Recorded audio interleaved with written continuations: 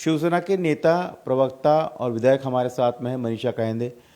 Ma'am, ये बताइए कि जिस तरह से अजीत पवार की पार्टी में पूरा घमासान मचा हुआ है, पार्टी को हाईजैक करने के आरोप प्रफुल्ल पटेल तटकरे पर लग रहे हैं, सुनेत्रा पवार अलग गुट, उनका अलग गुट। इसी बीच खबरें आ रही है और संजय राउत ने भी ये दावा किया है कि आने वाले दिनों में BJP NCP Ajit Pawar party में ही दो फाड़ कर देगी, एनसीपी को तोड़ देगी। उनके 20 से 25 विधायक जो है छोड़कर चले जाएंगे। वही हाल आपकी भी पार्टी का होगा। संजय राउत ने पिछले 4 सालों में बहुत सारे भाकित किए हैं। जो ऐसे नहीं रास्ते पर वो जो एक चिट्ठिया और तोता लेके बैठते हैं, जो भविष्य बताते हैं। मुझे लगता है संजय राउत इस प्रकार की कोई भूमिका उनकी पिछले 4 साल से है। उन्होंने कहा था कि जब एकनाथ शिंदे मुख्यमंत्री बने तब उन्होंने कहा कि वो 1 महीने से ऊपर नहीं टिकेंगे। फिर बोले ये सब 40 लोग उनको छोड़ के निकल जाएंगे, ये सारे इलेक्शन हार जाएंगे, ये इलेक्शन कमीशन में भी हारेंगे, सुप्रीम कोर्ट में भी हारेंगे। मगर संजय राउत ने जो कोई इस प्रकार की भोंदूगिरी, अब ये कोई नया भोंदू एक महाराष्ट्र की कैनवस पर है और उनके जो कोई भाकित है वो आज तक कोई भी सच नहीं हुआ है। उनके पार्टी में क्या चल रहा है, हमने तो ये सुना कि मातोश्री में बहुत सारा घमासान हुआ। संजय राउत की कॉलर किसने पकड़ी, आदित्य ठाकरे ने किसकी कॉलर पकड़ी, ये बहुत सारी मातोश्री से ये आवाज़ें हमको सुनाई दिए। उनको अपने पार्टी की ओर ध्यान देना चाहिए। जी। दूसरी एक बात है कि जिस तरह से सुनेत्रा पवार और उनकी पार्टी में जो चल रहा है उसको लेकर क्या आपको लगता है आपके सहयोगी दल है, सहयोगी आपके सरकार में?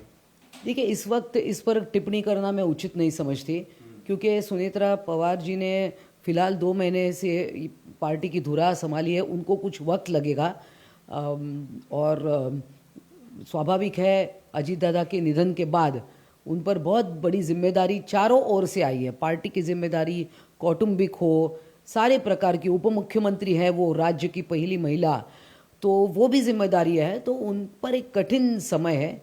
इस प्रकार इस सारे परिस्थिति में निश्चित है कि उनको बहुत सोच विचार करके सारी जिम्मेदारियां पार पाड़नी पड़ेगी। दूसरा एक सवाल है कि महानगर पालिका में अब आपकी महायुति की वहाँ पर सरकार है, लेकिन उद्धव ठाकरे की पार्टी की तरफ से वहाँ पर एक प्रस्ताव लाया जा रहा है। रामदास स्वामी जी का जो मनाचे श्लोक, इसको पढ़ाने के लिए वो प्रस्ताव ला रहे हैं। इस प्रस्ताव पर आपकी पार्टी की क्या भूमिका होगी और उसके पीछे आपको क्या लगता है ये जो प्रस्ताव लाया जा रहा है? देखिए, इस पर बेहतर है कि हमारे महानगर पालिका के जो नेता है वो इस पर बयान करे। मगर यही वो किशोरी पेडनेकर है, जब वो महापौर थी तो याकूब मेमन की कब्र को सजाया था। और जो भाईकला का जो जीजा माता उद्यान है उसमें भी एक पीर का जो कोई दरगाह है, कुछ है, उसको भी नया बोर्ड वगैरह क्या क्या किया था। तो अचानक से अब वो हिंदुत्व की ओर दिखा रही है पार्टी की, हम हिंदुत्ववादी पार्टी है। तो ये यू टर्न उन्होंने लिया है। इस पर सभागृह में चर्चा होती है, क्योंकि ऐसी बातें जो है वो सभागृह में चर्चा होती है। हालांकि अगर मनाचे श्लोक बच्चों को सिखाया जाए तो वो अच्छी बात है। लेकिन इसका विरोध शुरू हो गया, एमआईएम विरोध कर रही है, कांग्रेस की भी भूमिका। अब कांग्रेस की भूमिका महत्वपूर्ण है। अगर इसने कांग्रेस ने सपोर्ट नहीं किया तो फिर उद्धव ठाकरे की पार्टी की क्या भूमिका होगी? तो अभी किसी की भूमिका सामने नहीं आई है।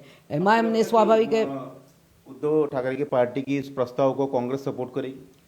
अब जहाँ तक कांग्रेस का ट्रैक रिकॉर्ड है, उन्होंने इस प्रकार की बातों को कभी समर्थन नहीं दिया है। वो कह रहे संविधान पढ़ाना चाहिए ना, ये क्यों आप धार्मिक एक किसी धर्म का क्यों पढ़ा रहे हैं?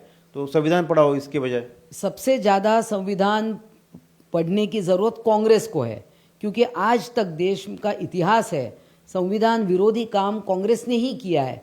और सबसे बड़ी बात, 2024 के लोकसभा इलेक्शन में जो राहुल गांधी संविधान की किताब लेके घूमते थे, वो तो अंदर ब्लैंक थी।